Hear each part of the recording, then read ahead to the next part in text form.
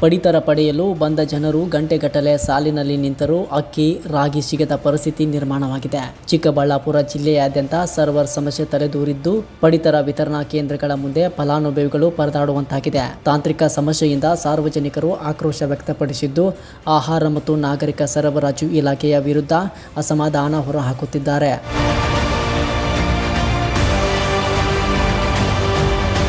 ಚಿಕ್ಕಬಳ್ಳಾಪುರ ಜಿಲ್ಲೆಯಾದ್ಯಂತ ಪಡಿತರ ವಿತರಣೆಯಲ್ಲಿ ಭಾರೀ ವ್ಯತ್ಯಯ ಉಂಟಾಗಿದೆ.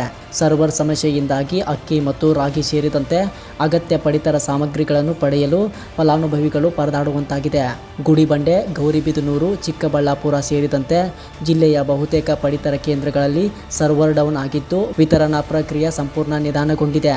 ಒಬ್ಬ ಫಲಾನುಭವಿಯ ವಿವರವನ್ನು ಎಂಟ್ರಿ ಮಾಡಲು ಅರ್ಧ ಗಂಟೆಯಿಂದ 1 ಗಂಟೆಯವರೆಗೆ ಸಮಯ ತೆಗೆದುಕೊಳ್ಳುತ್ತಿರುವುದರಿಂದ ಪಡಿತರ ಕೇಂದ್ರಗಳ ಮುಂದೆ ಉದ್ದನೆಯ ಸಾಲುಗಳು ಕಂಡುಬರುತ್ತಿವೆ.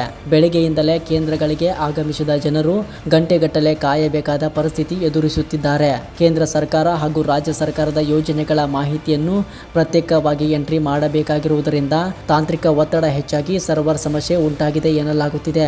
ಈ ಸಮಸ್ಯೆಯಿಂದ ವಯೋವೃದ್ಧರು, ಮಹಿಳೆಯರು ಮತ್ತು ಕೂಲಿ ಕಾರ್ಮಿಕರು ಹೆಚ್ಚು ತೊಂದರೆ ಅನುಭವಿಸುತ್ತಿದ್ದು, ಶೀಘ್ರದಲ್ಲೇ ಸರ್ವರ್ ಸಮಸ್ಯೆ ಸರಿಪಡಿಸುವಂತೆ ಆಗ್ರಹಿಸಿದ್ದಾರೆ.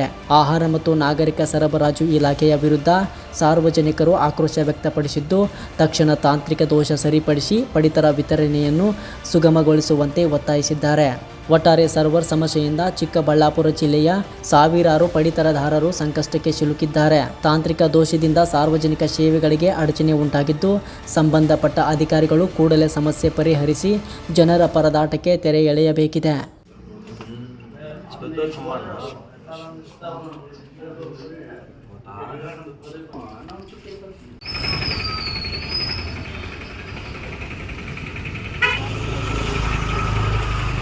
ಗಂಟೆವರೆಗೂ ಕೊಡ್ತಾ ಇರೋದು.